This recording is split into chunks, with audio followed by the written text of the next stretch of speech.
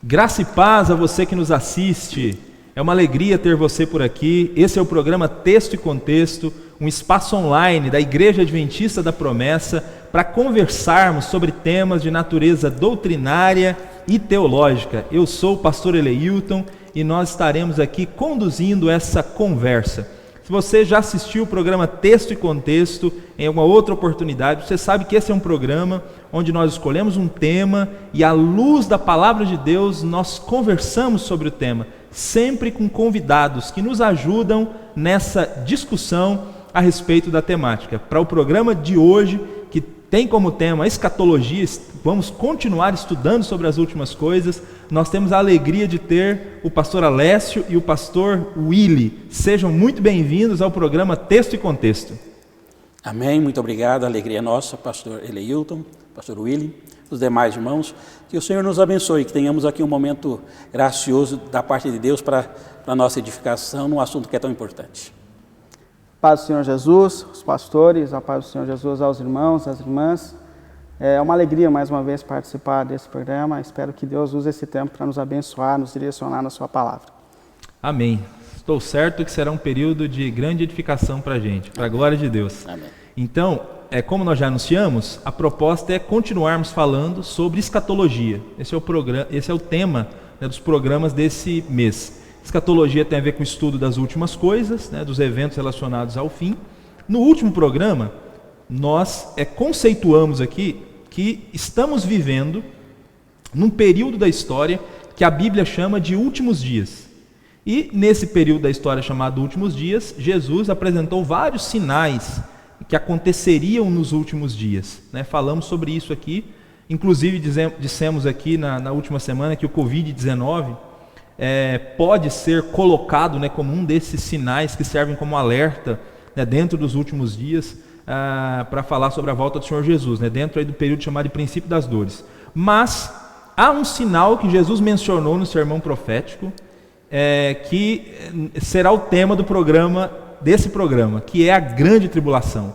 Jesus falou sobre esse sinal, que parece que é um sinal que está ali mais já localizado aí não sei se a gente pode usar essa expressão, no fim dos últimos dias, nesse período final aí desse recorte chamado últimos dias. Então, a proposta hoje é a gente conversar sobre a grande tribulação, o que é esse período, que eventos acontecerão nesse período, o tempo desse período, enfim, nós vamos conversar sobre isso e a gente ora a Deus que Ele os use bastante para falar sobre esse tema. Amém. E vamos começar com o pastor Willy. Pastor Willy, para a gente iniciar essa conversa, eu acho que é sempre importante a gente começar com definições, O que é a grande tribulação? Como que a gente pode conceituar essa expressão grande tribulação que nós estamos usando aqui como tema para esse programa?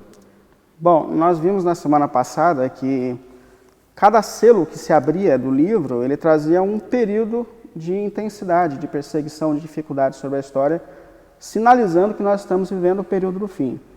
E à medida em que os selos são abertos, a gente percebe uma intensificação dessa dificuldade, dessas lutas que virão sobre a história. Mas quando chega nos últimos selos, no sexto selo e no sétimo selo em especial, a gente tem esse período da grande tribulação. E a grande tribulação, dentro do contexto bíblico, é um período de sofrimento que ainda não foi visto. Nas palavras de Jesus, Evangelho de Mateus 24, versículo 21, Jesus disse assim, porque nesse tempo, isso aqui se referindo ao final dos tempos, nesse período final, porque nesse tempo haverá grande tribulação, como desde o princípio do mundo até agora não tem havido e nem haverá jamais.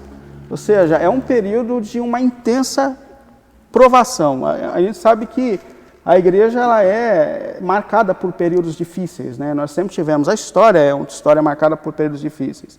Mas aqui Jesus está dizendo que nunca houve o que vai acontecer nesse período. É uma intensidade onde os inimigos da igreja se posicionarão de forma mais intensa ainda para persegui-la, para afrontá-la, para lutar contra ela. Quando a gente lê esses textos, a gente percebe uma expectativa de uma desordem governamental. A gente sabe se o governo, se as leis enfraquecem, a opressão é maior ainda, Porque a lei ela traz limite ao ser humano. Lembra naquele tempo do profeta Abacuque, que uma das características da Babilônia, que era terrível, a opressora que viria, é que era um povo sem lei. Lembra disso? Era um povo sem lei, né? Então, um povo sem lei faz as suas próprias regras. Então, se a gente tem um período de enfraquecimento do governo, das leis, os opressores têm mais liberdade para a sua maldade. Inclusive, é comparado esse tempo com os tempos de Noé.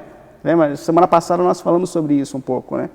Que Jesus falou que será como nos tempos de Noé. E quando a gente recorre ao texto do Gênesis, ali no capítulo 6, versículo 5, ele fala que o ser humano só fazia o mal e que dentro de si só tinha disposição para o mal. É aquele momento onde Deus fala que, é uma expressão até difícil, onde ele fala, Deus arrependeu-se de ter feito o homem, ou seja, Deus sentiu profundamente no coração o estado em que a humanidade chegou. E comparando com esse tempo, o tempo do fim, então, é esse tempo de intensa tribulação, perseguição, que nunca foi experimentado e que nunca foi visto até hoje na história.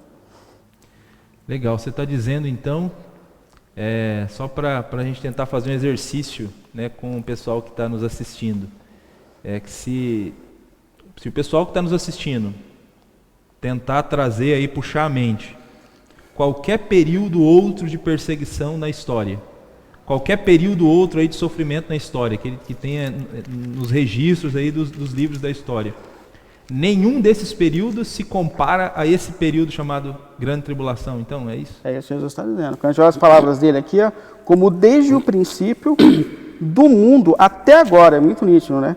Não tem havido e não haverá jamais. Ou seja, é um momento único, exclusivo e intenso da história de perseguição, de desordem. Interessante, pastor Willi. Como o texto sagrado enfatiza essa questão da grande, né? Grande tribulação. Tribulação e tribulação. Tribulação faz parte da vida e faz parte da história. Mas quando o texto bíblico ele para especificar que é uma grande tribulação, isso já potencializa. Isso já deixa claro que é fora do comum, é algo impensável, algo que realmente nunca viu, né? Exatamente. Rapaz, então há esse sinal pela frente aí, a grande tribulação, né? Esse período aí de intenso sofrimento que antecederá a volta do Senhor Jesus. Mas pensando especificamente agora então no texto do sermão profético, quando Jesus fala da grande tribulação, nós temos alguns termos ali que eu queria que o pastor Alessio ajudasse a gente, alguns termos que para a gente tentar entender o sentido deles pensando nesse evento final, né? Por exemplo, quando Jesus fala da grande tribulação, ele fala de fugir para os montes, ele fala ai das grávidas naquele tempo, ore para que não aconteça no sábado, ore para que não aconteça no inverno. Então, como que a gente entende como entender essas expressões, né, no contexto desse tema que a gente está falando aqui, da grande tribulação que acontecerá no final dos tempos? Uhum. O pastor Willi leu o versículo 21, então me permitam ler os versículos 29 e 30, que vem numa sequência imediata, né, assim, ao versículo 21. Mas ai das grávidas e das que amamentarem naqueles dias, e orai para que a vossa fuga não aconteça no inverno e nem no sábado, que são essas expressões que você acaba de citar. De fato, esse texto ele tem dupla aplicação. Jesus está se referindo tanto à destruição de Jerusalém nos anos 70, e tudo o que acontece ali é quase que um tipo do que vai acontecer nesta grande tribulação que o pastor Willi acabou de nos explicar. Eu gostaria então de tentar trazer assim algumas informações para que a gente construa, quem sabe, um pouquinho mais esse link, né? Quando a gente pensa, por exemplo, voltando no ano 70, lá está Jerusalém, é a festa da Páscoa, os judeus estão caminhando para Jerusalém. A história diz que são cerca de 1.100.000 judeus. É muita gente. É muita gente. Todos esses estão em Jerusalém quando chega o cerco romano pelo general Tito. O cerco vai durar alguns anos, 3 anos e meio. E a cidade simplesmente não se rende. Avançar por uma cidade fortificada como Jerusalém era na época, não era uma coisa simples de se fazer. Por outro lado, Simão e João, que eram os líderes principais de Jerusalém nesta época, eles não permitiam que ninguém se rendesse. A coisa estava pegando, a fome estava chegando, estava se estraçalhando, mas ninguém podia se render. Ele simplesmente, a questão de rendição ao Império Romano não fazia pauta, não estava na pauta deles. Agora, você imagine uma cidade com cerca de 1.100.000 pessoas trancadas lá dentro. Daqui a alguns meses, toda a alimentação acaba. A água começa a ser poluída. Começa a gerar o caos. Agora, comida é a qualquer preço. Há quem diga na história que depois de um certo tempo, uma mulher muito rica de Jerusalém, porque já tinham tirado tudo dela, ela vai comer seu filho, um filhinho recém-nascido. Começa a ter canibalismo. Agora imagine, quando a gente olha, por exemplo, e aí me permita fazer rapidamente atualizar um pouquinho, né? A gente olha para alguns países hoje com a Covid, simplesmente não tem estrutura para tirar as pessoas das suas casas. Aí os cadáveres estão lá e ficam ali alguns dias. Mas no caso aqui, ficavam até se decompor, porque não tinha a mínima condição de se tirar os cadáveres. As casas estavam apodrecidas, o esgoto estava apodrecido, as ruas estavam apodrecidas, o cheiro era insuportável. No final desse cerco, as pessoas já estão praticando literalmente o canibalismo. E ninguém pode se render. Eu acho que é uma situação inimaginável. É uma situação terrível que se instalou durante esse tempo. E Jesus pensando nesta aflição, Jesus pensando nesse terror, Jesus pensando nessa situação de morte, de destruição, de anarquia, como disse o pastor Willy, sem governo, porque agora já estava, o caos se instalou de fato. Aí ele diz assim, que assim como é aqui, será lá. Então isso acaba sendo de alguma forma uma imagem, uma referência pequena da grandiosidade que vai ser a grande tribulação. Aí sim, porque haverá uma grande aflição como nunca houve desde o princípio. Então Jesus faz esse link. Então tem uma aplicação literal dos anos 70, mas que serve como modelo, como um tipo para o que aconteceu, o que vai acontecer, na grande tribulação. Muito, muito legal, esclarecedora, né, essa explicação, e já jogou um vislumbre aí do que acontecerá do que pode acontecer na grande tribulação, né? Então essas expressões estão ligadas a esses eventos que aconteceram no ano 70, que jogam luz lá para frente, né? Uma profecia com dupla aplicação, né? Com duplo cumprimento, né? É muito interessante. Mas olhando lá para o livro de Apocalipse, né? Pensando especificamente no livro de Apocalipse, de acordo com aquilo que está escrito no nosso livro de Apocalipse, né? A Igreja Adventista da Promessa, para aqueles que não conhecem, lançou um comentário há um tempo do livro de Apocalipse, né? Então a gente entendeu que as 7 trombetas e as 7 taças do livro do Apocalipse, elas descrevem, né, de alguma maneira, os eventos que acontecerão na grande tribulação mesmo do final dos tempos, né? Eu acho que vale a pena então a gente pensar um pouco nessas trombetas e nessas taças, né, para entender os eventos que acontecerão de fato na grande tribulação, né? Até para a gente checar se eles serão tão horrendos quanto esses que aconteceram no ano 70, né? Queria que o pastor Willy, então, fizesse para a gente aí, rapidamente, uma descrição das 7 trombetas, uma descrição do que seriam essas 7 trombetas, do significado delas, né? Bom, nós vimos então que tem os 6 selos. O 7º selo, então, ele contém as 7 trombetas. No momento que abre-se o 7º selo, que a gente tem, então, os anjos que começam a se posicionar para o tocar das trombetas, que anunciam esse período, né, de juízo aqui. Então, se os outros selos sinalizavam que o fim está chegando, a 7ª trombeta, o 7º selo, que tem as trombetas, ele anuncia o começo do fim, de fato. Ali nós estamos vivendo os momentos finais da história. Isso que ele está dizendo aqui está acabando. Então é um momento em que Deus Até aqui também é importante a gente perceber que o povo de Deus, ele era oprimido. Então, a força ali, antes desse momento final, era dos opressores sobre o povo de Deus. Mas nas trombetas a gente tem uma manifestação de Deus agora sobre a história, nesse momento final que a gente está vivendo. Então, é um período intenso, é um período difícil, mas é importante a gente destacar que agora o foco está sobre os opressores e não sobre a igreja. A igreja está nesse período, mas não está o foco nela. Então é importante a gente perceber isso. Até é bem interessante quando a gente lê o começo do capítulo 8 aqui, do Apocalipse, a gente vê aquele anjo, né? Porque os anjos vão tocar as trombetas. Mas antes vem o anjo, no versículo 3, e veio o anjo e ficou de pé junto ao altar, com o incensário de ouro, e foi-lhe dado o incenso para oferecê-lo com a oração dos santos sobre o altar.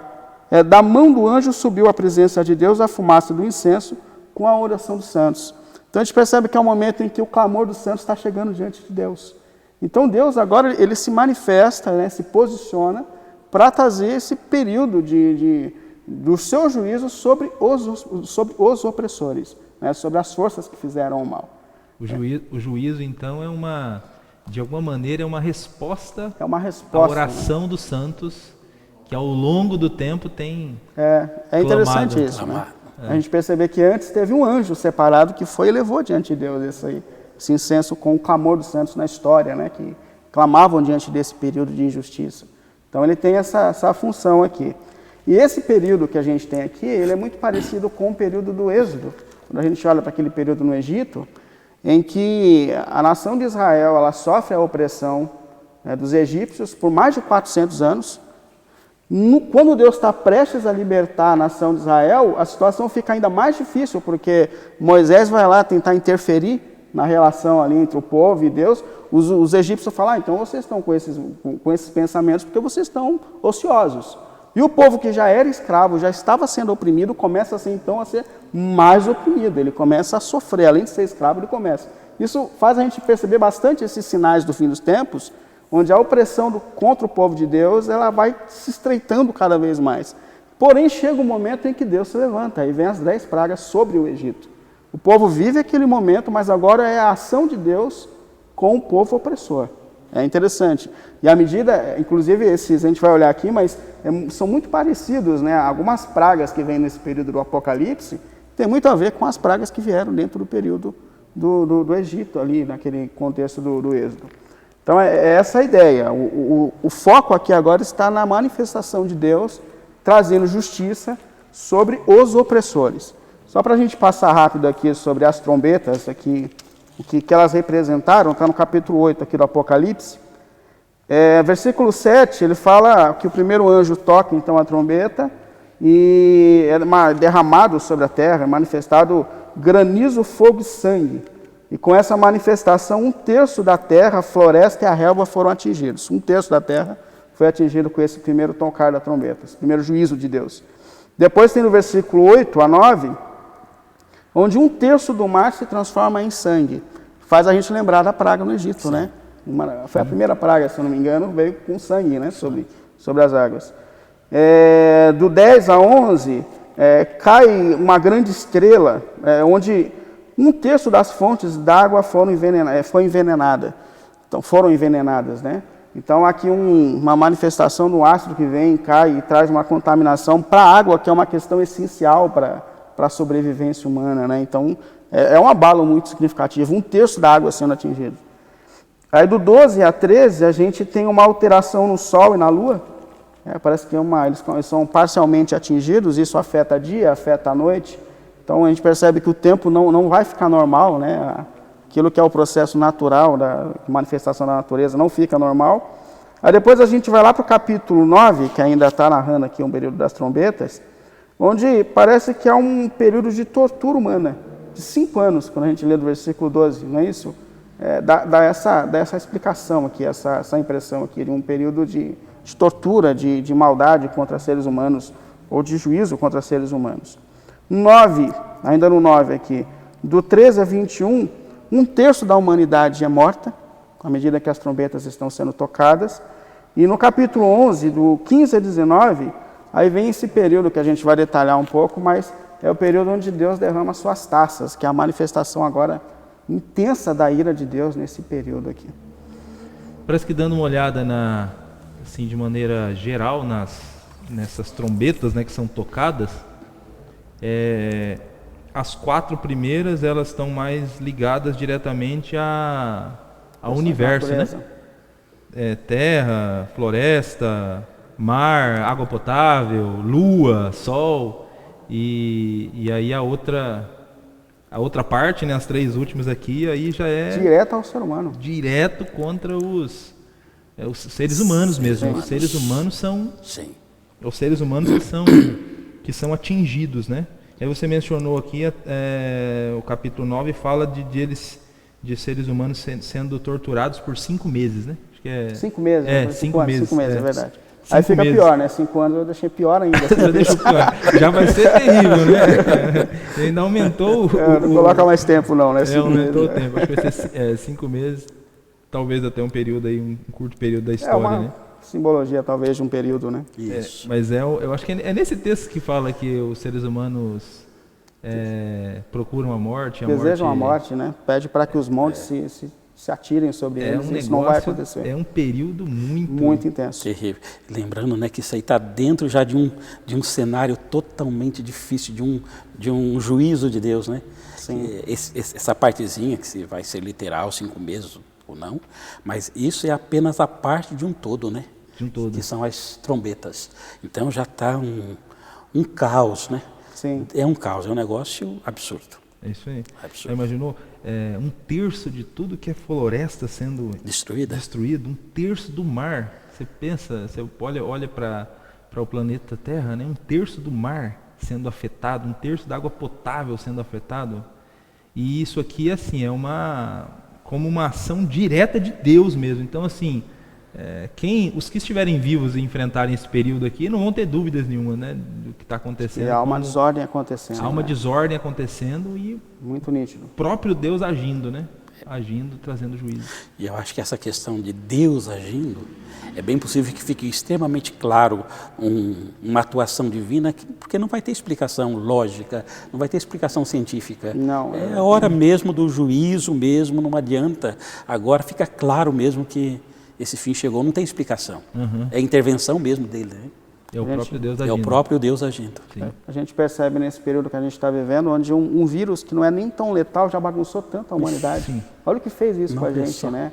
E ele não tem uma capacidade tão grande de letalidade. Não é uma desordem como 1/3 dos astros serem atingidos. Então esse período realmente vai trazer uma aflição terrível. Isso aí. Imagine o que vai ser a grande tribulação, né? Meu Deus. Vai ser um negócio... e essa aqui é a primeira parte dela, né? É a primeira parte da grande tribulação. A gente ainda tem a segunda parte dela, que eu não sei se dá para piorar. Dá para piorar mais ainda, pastor Alessio?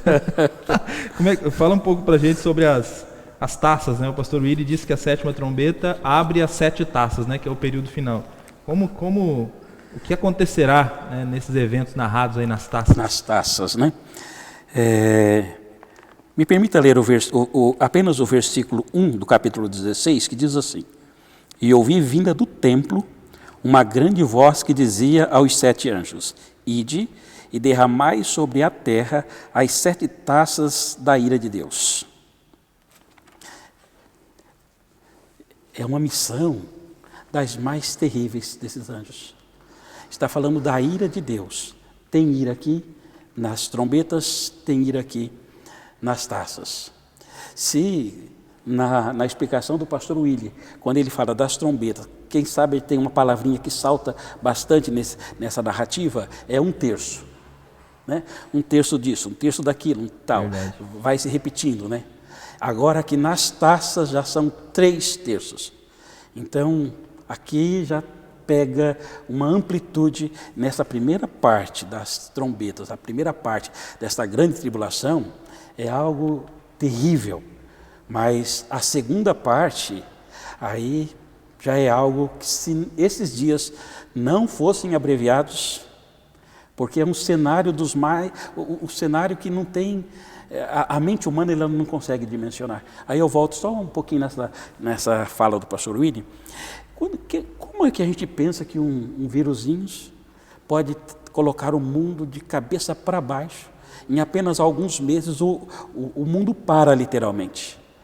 Há uma expectativa da humanidade diante de um vírus. Agora imagine isto, sendo potencializado por Deus, vindo de Deus, um atrás do outro, vem as trombetas, daqui a pouco a coisa está um caos absurdo, aí ainda intensifica-se mais.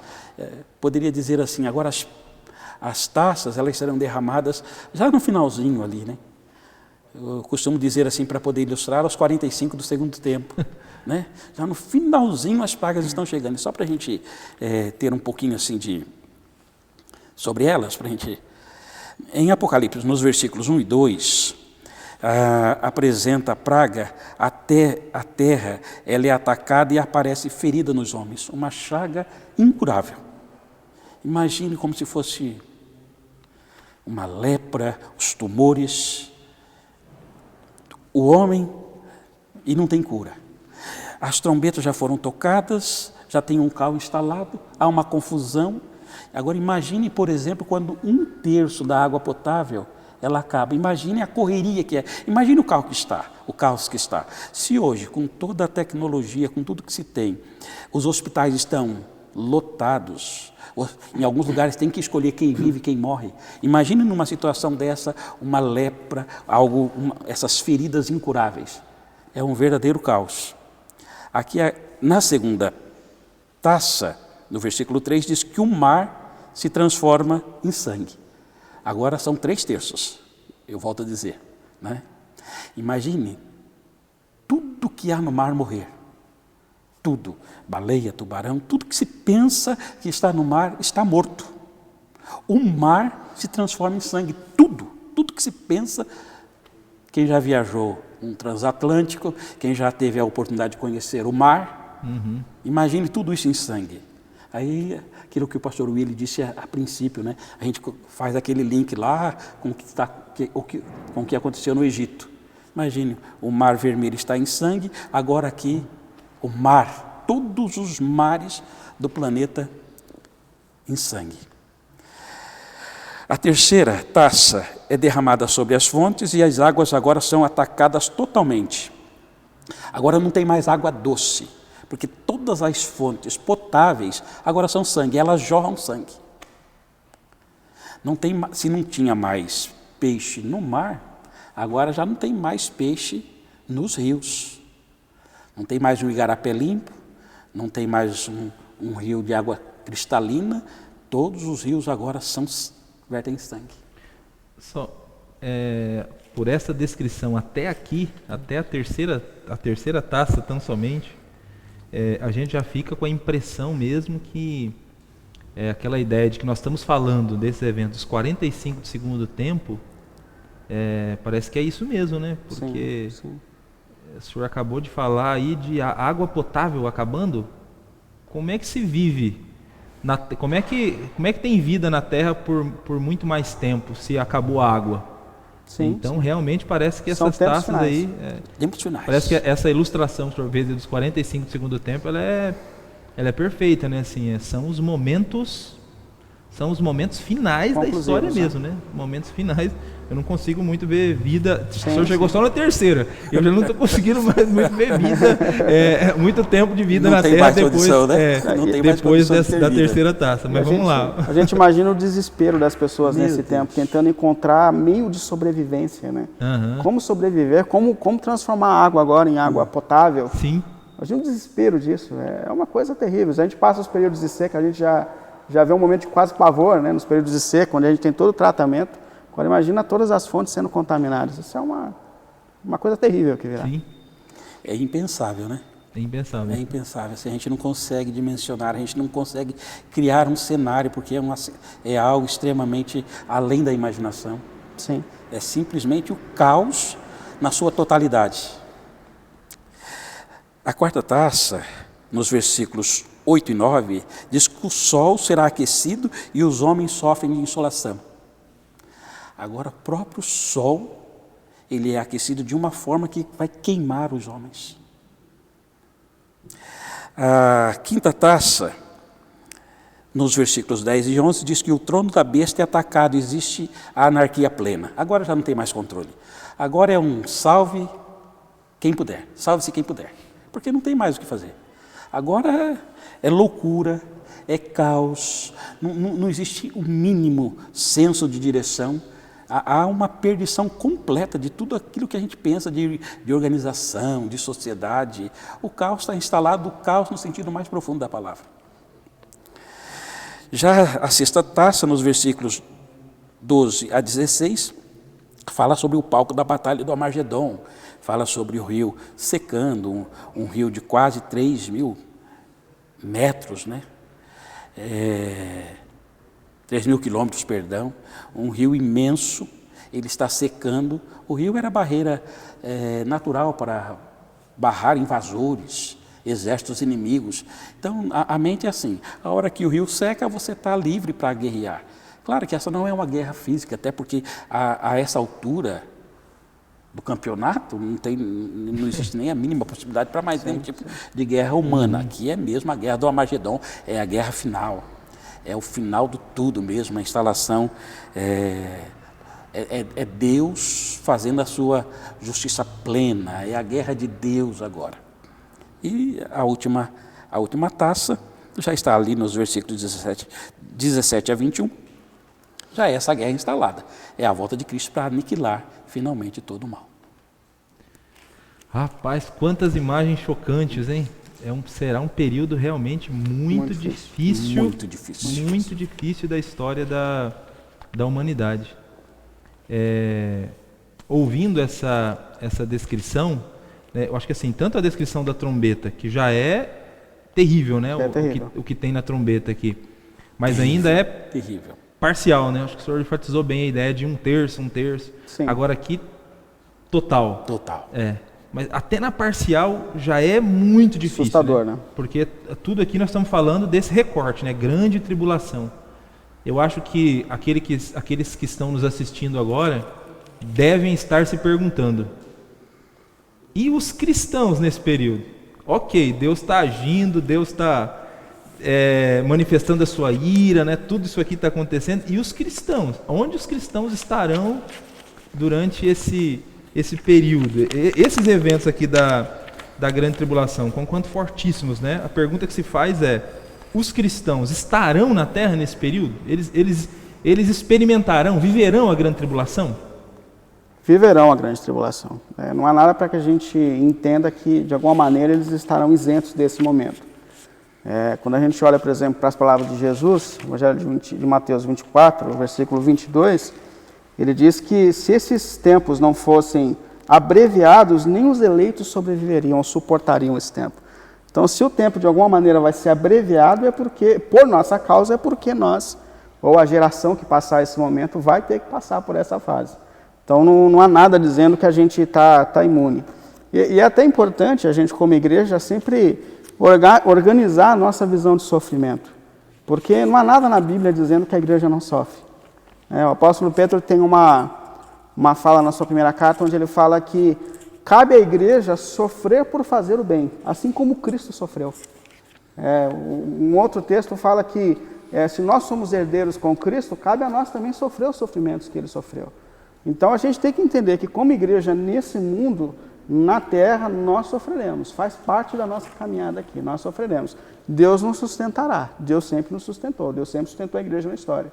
Agora que nós vamos passar por períodos difíceis, nós passaremos. E aqui parece que há uma intensificação. Mas, mais uma vez, fazendo aquela ligação com o período das pragas no Egito, a gente lembra que a pior fase das pragas foi a última praga, né? Quando foi a morte dos primogênitos.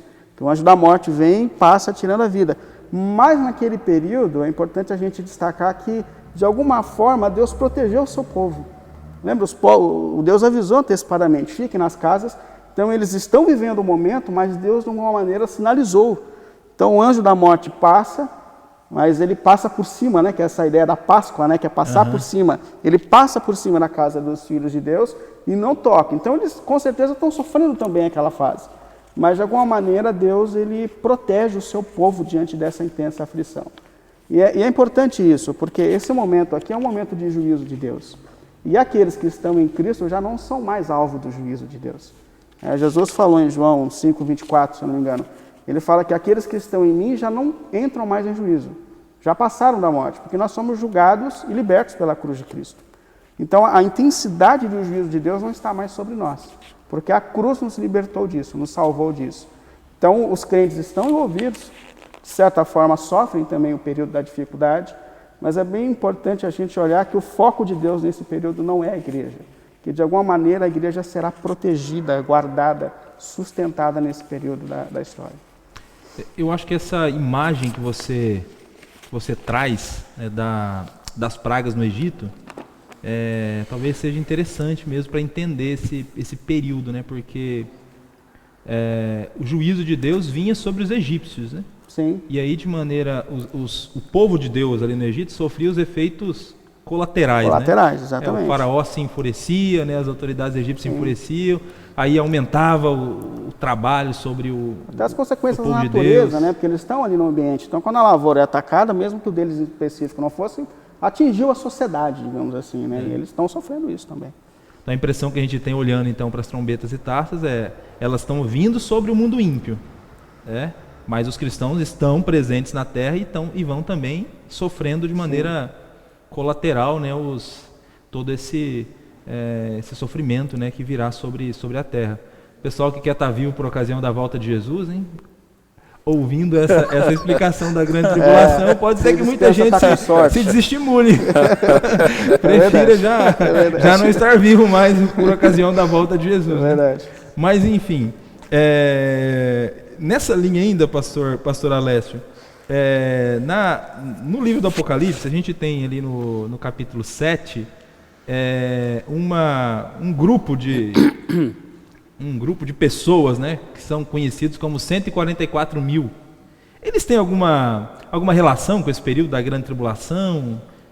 Qual que é a identidade desses 144 mil? Ainda bem, pastor Eleilton, que a gente fala sobre isso, para que os nossos irmãos continuem ainda com aquele desejo de estarem vivos, né? Para a volta de Cristo, né? Que será um dos grandes acontecimentos da história, um momento lindo, maravilhoso, um momento glorioso. Mas, de fato, quando o pastor Willy trata sobre essa questão do Egito, eu acho que é um momento extremamente importante. Isso eu acho que ajuda a clarear muito, né? Porque as trombetas estão sendo tocadas, as taças estão chegando, há um cenário extremamente complicado de caos e nós estamos aqui. Nós só iremos depois, quando passarmos por tudo isso, no momento certo vai se estudar. Então nós estaremos aqui. A despeito de que nós vamos sofrer as consequências naturais porque a Terra está sendo agitada.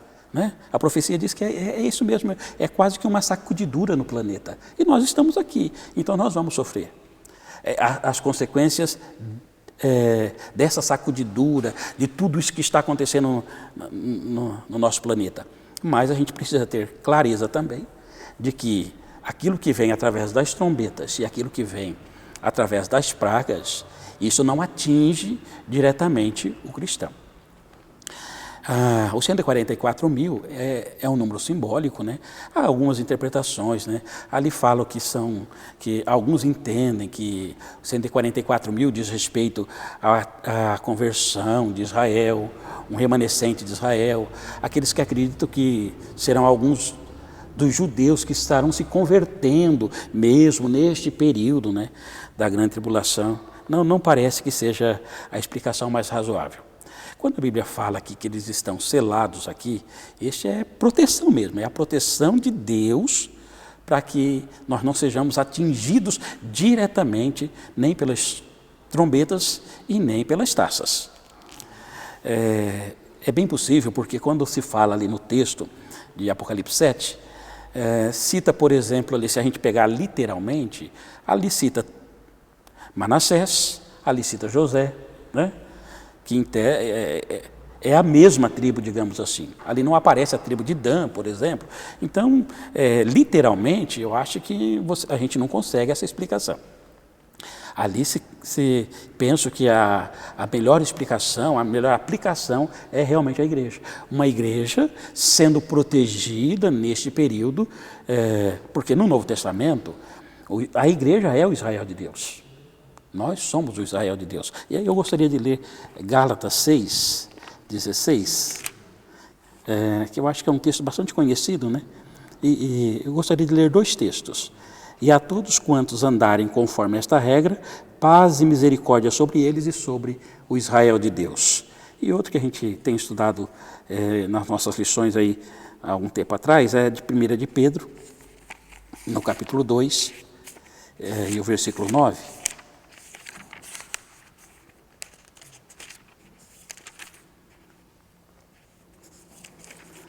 Que diz assim: mas vós sois a geração eleita, o sacerdócio real, a nação santa, o povo adquirido, para que anuncieis a virtude daqueles que vos chamou das trevas para a sua maravilhosa luz. Então, no Novo Testamento, a igreja é o Israel de Deus. Ali em Apocalipse 7, a aplicação, a melhor explicação seria realmente a igreja de Cristo, a igreja sendo protegida, com quanto os eventos sejam terríveis e serão. Não há de se discutir, porque é uma grande tribulação, é algo que nunca se passou pela mente humana, né? Tudo o que foi dito aqui. Mas a igreja, por graça e misericórdia, ela está protegida. Ela não será alvejada diretamente, nem pelas trombetas e nem pelas taças. Legal. Então, realmente é para dar uma esperança para os cristãos, né? Essa geração de cristãos que viver a grande tribulação, ela tem essa perspectiva, né, apresentada em Apocalipse 7, relacionada aos 144 mil. Eles serão protegidos por Deus, né? Deus ajudará essa última geração de cristãos a passar por esse período, né? Graças a Deus por essa palavra. Inclusive, então, no capítulo 9, né, quando acho que o pastor Willy comentou sobre a quinta trombeta, que é uma espécie de tortura, né? Parece que tem... os seres humanos são torturados, parece que ali tem uma ordem, né? No capítulo 9, só não ataquem aqueles que têm Sim, é verdade. o selo de Deus. Selo de Deus. Esse selo, então, está ligado a proteção de Deus. A essa proteção do capítulo 7. Então, graças a Deus que os cristãos tem pelo menos essa palavra de esperança, né, William? Eles estarão protegidos por Deus nesse tempo. É interessante, né? Que tem um texto também que fala que nós nunca seremos provados acima do que nós podemos suportar. Então, há um olhar de Deus especial que nos sustenta mesmo nas aflições, né? A gente sabe que a opressão virá, mas Deus dará para o seu povo sempre a fuga para que ele possa suportar esses períodos, né? Em qualquer fase da vida. Sim. Deus sempre dará sustentação e sabe as nossas capacidades de suportar, né?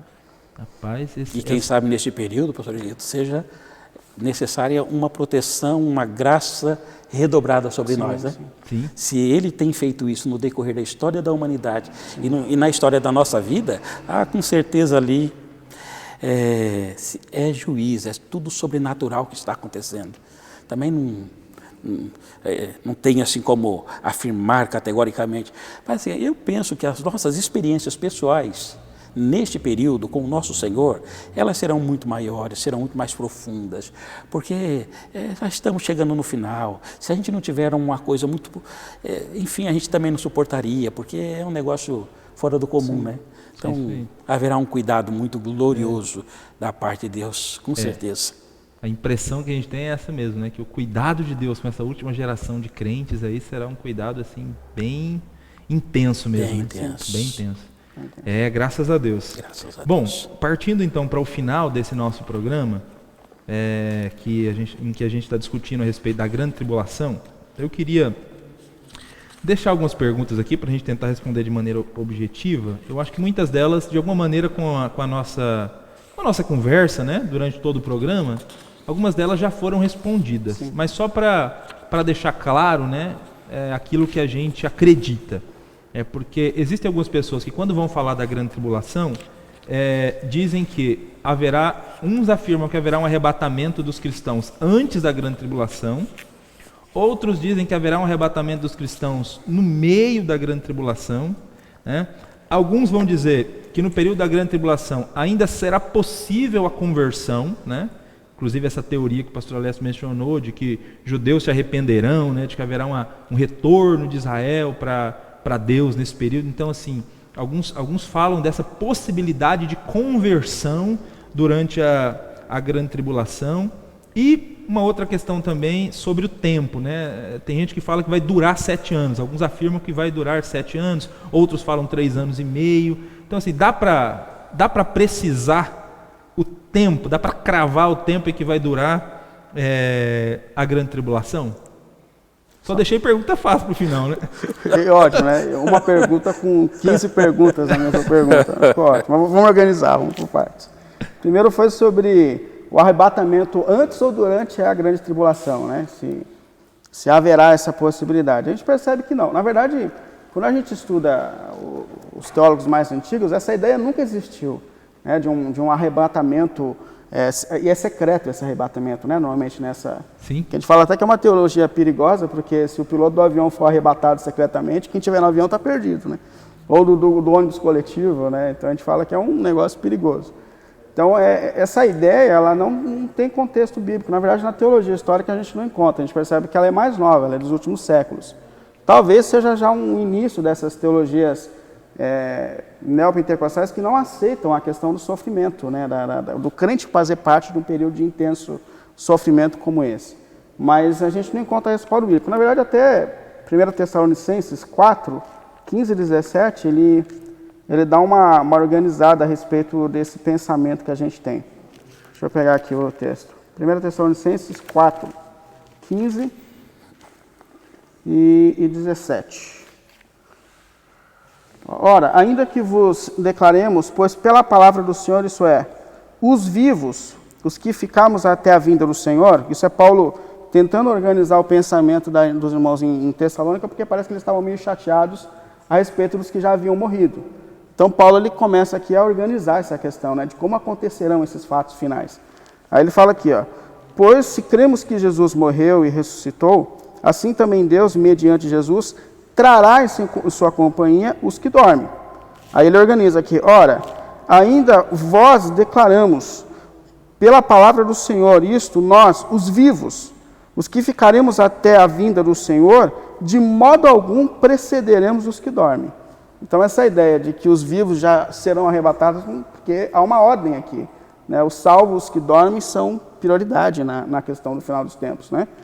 E, porquanto o Senhor mesmo, dada a sua palavra e ordem, ouvida a voz do arcanjo e ressoada a trombeta de Deus, descerá dos céus, e os mortos em Cristo ressuscitarão primeiro. Depois nós, os vivos, que ficarmos, seremos arrebatados juntamente com eles, entre as nuvens, para encontro com o Senhor nos ares. Ou seja, não é essa ordem que Jesus dá a respeito do momento final. Desse negócio de que os vivos serão arrebatados antes. Não, há um momento final, e nesse momento final, primeiro os que estavam mortos, eles são prioridade, depois Paulo dá a possibilidade de ele estar vivo ainda nesse período, né? Uhum. Se nós estivermos vivos, então depois nós seremos transformados, que é essencial para esse período, passar por esse processo de transformação, aí depois nós vamos. Então essa ideia de arrebatamento antecipado não bate com a ordem que a Bíblia dá para a questão do final, né? Da nossa saída definitiva para com Cristo. Então a primeira a possibilidade desse arrebatamento, né, antes ou durante a tribulação, não há possibilidade. Quando a gente vê a Bíblia organizando isso, não há. Depois, poderão se arrepender nesse período da intensa perseguição? Não, porque aqui a gente já tem o juízo de Deus se manifestando. Então não é mais um período da graça. É interessante que a Bíblia fala da porta da graça aberta, mas há um momento que esse período fecha. Aqui já é o juízo de Deus, então a gente não tem aqui uma possibilidade. E é importante a gente dar atenção para isso, porque a gente vive um período extraordinário da história, onde Jesus veio e antes do fim definitivo abriu um espaço para que exista a salvação. Então é intenso esse momento que nós estamos vivendo. No programa passado nós vimos que o período do fim ele já começou. E Jesus veio e abriu as portas do reino. Eu acho muito até engraçado quando João Batista manda perguntar para Jesus se é ele mesmo. Porque ele vê Jesus curando, ainda atuando, e na mente de João Batista, Jesus já viria com machado para atacar fogo e acabar a história, né? Aí Jesus não, mas Jesus vem, abre as portas do seu reino, possibilita a salvação nesse tempo, é o tempo do fim. Eu acho isso tão importante, tão incrível esse tempo, porque mostra para a gente, como igreja de Cristo, que não é possível que a gente viva morno nesse tempo. Esse tempo é extraordinário. Esse é o último tempo. É um tempo que a gente tem para gritar o Evangelho para todos. Quem sabe depois de passar por essa fase que nós estamos passando, a gente volte com forças novas. Com essa consciência de que o final está chegando, de que o mundo caminha para o fim, e que é nossa missão proclamar o Evangelho de Cristo para o mundo, né? Para que exista salvação. Então é um momento de intensidade esse momento que nós estamos vivendo. É um momento incrível da graça de Deus. Terceira pergunta que você colocou é se é possível prever, né? São muitas perguntas. A, B, C. Deixa eu fazer só uma. Vai lá. Porque quando a gente fala, por exemplo, nessa questão de possibilidade de salvação neste período, quando a gente fala que esse selo é de proteção, e ele é de proteção, mas você tem aqueles que estão após o anticristo, que já estão sofrendo desde as pragas, já é juízo de Deus, já é punição, aqui já é punição. Sim. Né? Nessa punição, tanto das trombetas, nessa punição das taças, neste período, é uma punição de Deus, que começa com 1/3 e depois vai piorando. Vai piorando.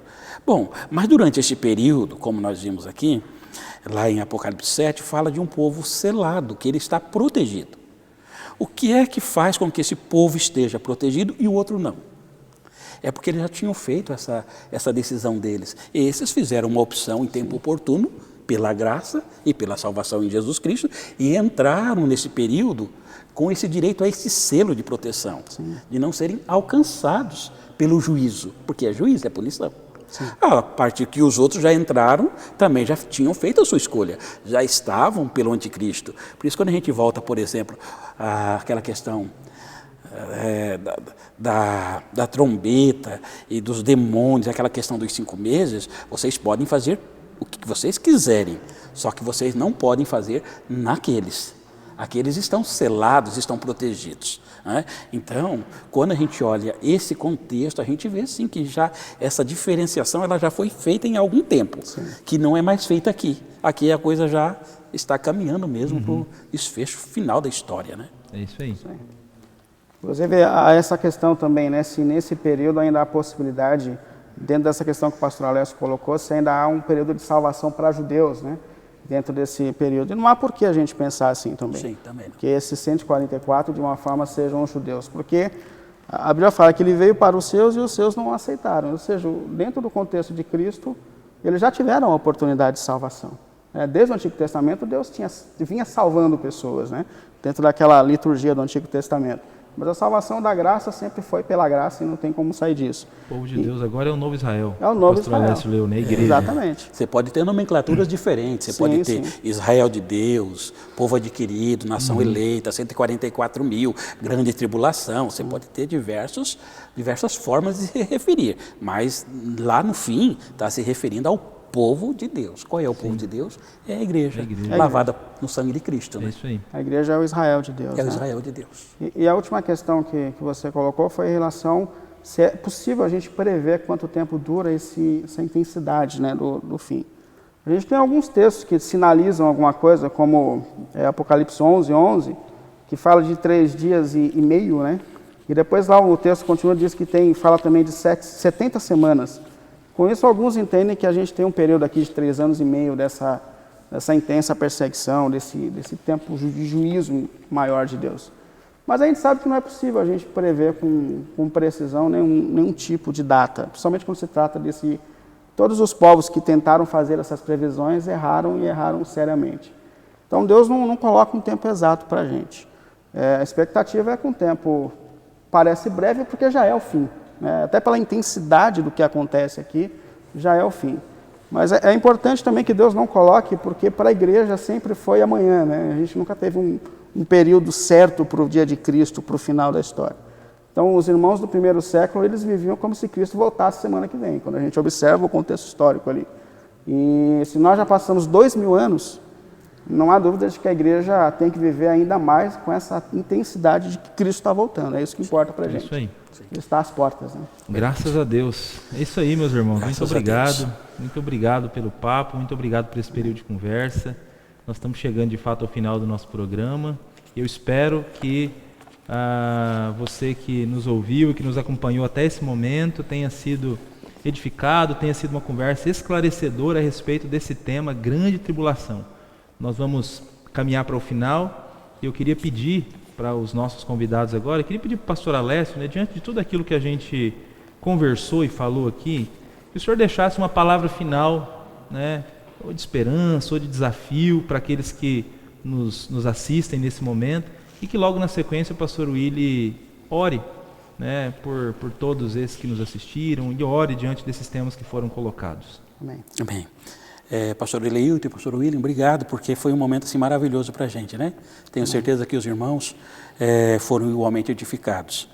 Se nós tivéssemos como ter um extrato para nós, cristãos, uma essência para nós, se tem para o ímpio uma essência de juízo, de julgamento e é terrível, penso que para nós o Apocalipse tem uma essência de esperança. É totalmente esperança. Quando o livro fala, por exemplo, das diversas perseguições, o livro também apresenta Deus como estando no controle da história. Né?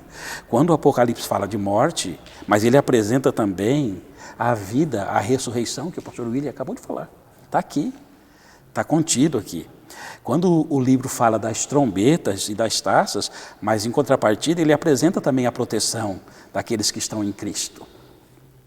Quando o livro fala do caos que se avizinha aqui da nossa história da humanidade, mas ele também apresenta de uma forma gloriosa uma pátria maior Amém. e melhor. Amém. O Apocalipse apresenta o nosso Senhor, apresenta a sua glória. O Apocalipse fala do reinado do nosso Cristo, fala da sua santidade. O Apocalipse fala da sua proteção, fala do seu cuidado, fala do seu carinho, fala da nossa recompensa, o nosso galardão. O Apocalipse fala do céu, fala da eternidade, fala de um lugar onde não haverá mais pranto, nem lágrimas e nem dor. Estamos nos últimos dias da nossa história, da história da Igreja de Cristo nessa terra. Então, se tem essa palavra de esperança, eu diria assim, fiquemos firmes. Amém. Fiquemos firmes. Não retirem os olhos dos céus. Fiquemos firmes. Irmãos, em breve nós voltaremos para casa. Fiquem firmes. Eu gostaria, se me permitam, de ler Lucas, no capítulo 21, a partir do versículo 25, que eu acho que pode ajudar essa parte da gente não perder a esperança nunca. Ter os nossos olhos fixos na eternidade. O texto diz assim, Lucas 21, dos versículos 25 ao 28. E haverá sinais no sol, e na lua e nas estrelas, e na terra a angústia das nações, em perplexidade pelo bramido do mar e das ondas. Homens desmaiando de terror na expectação das coisas que sobrevirão ao mundo, porquanto as virtudes do céu serão abaladas. E então verão o Filho do Homem numa nuvem com poder e grande glória. Ora, quando estas coisas começarem a acontecer, olhai para cima, levantai as vossas cabeças, porque a vossa redenção se aproxima. Amém. Glória a Deus, né? Glória a Deus. Levanta para cima, ore para o céu. Toda vez que eu ouço esta fala e diz assim, levantai para cima as vossas cabeças, para mim está dizendo assim, tire os teus olhos da terra, olhe para cima, olhe para o céu, porque em breve aquele que há de vir virá e não tardará, e a nossa redenção se aproxima. Isso aí é um Apocalipse que nos traz essa mensagem gloriosa. Amém. Glória a Deus. Vamos orar. Pai, a gente te agradece por mais esse programa que nós tivemos, Senhor. Te agradece por essa oportunidade de conversar a respeito da sua palavra e de coisas tão importantes que estão acontecendo, que já aconteceram e que ainda acontecerão na história, Pai. Em nome de Jesus, Pai. Nesse período em que nós estamos vivendo, onde a sua porta de graça está aberta para a salvação, para a redenção. Ajuda-nos como igreja a cumprir a sua missão, Senhor. a cooperar com esse seu desejo de que todo ser humano seja salvo pelo Evangelho da graça de Deus, Senhor. Ajuda-nos para que nós tenhamos sabedoria, para que a gente consiga entender os nossos tempos e assim anunciar o Evangelho com toda a força do nosso ser e coração, Pai. Para que quando nós chegarmos nesse momento final da história, nós tenhamos a certeza de que cumprimos em Ti a nossa missão, para a glória e para louvor do Teu nome, Senhor, que tenha sustentado a igreja em todas as fases e que há de nos sustentar até o final. Em nome de Cristo. Amém. Amém. Graças a Deus. Graças a Deus. Muito obrigado aí pela presença de vocês. Amém. Muito obrigado por ter nos acompanhado até aqui. Nós chegamos ao final desse programa Texto e Contexto, em que falamos da grande tribulação. Não perca o programa da próxima semana. Nós falaremos sobre o anticristo. O anticristo. A grande tribulação começa com o aparecimento desse personagem. Quem é ele? Qual a sua marca? Todos esses temas nós estaremos conversando na próxima semana. Que Deus lhe abençoe e nós esperamos você por aqui. Amém. Aqui na paz. Amém.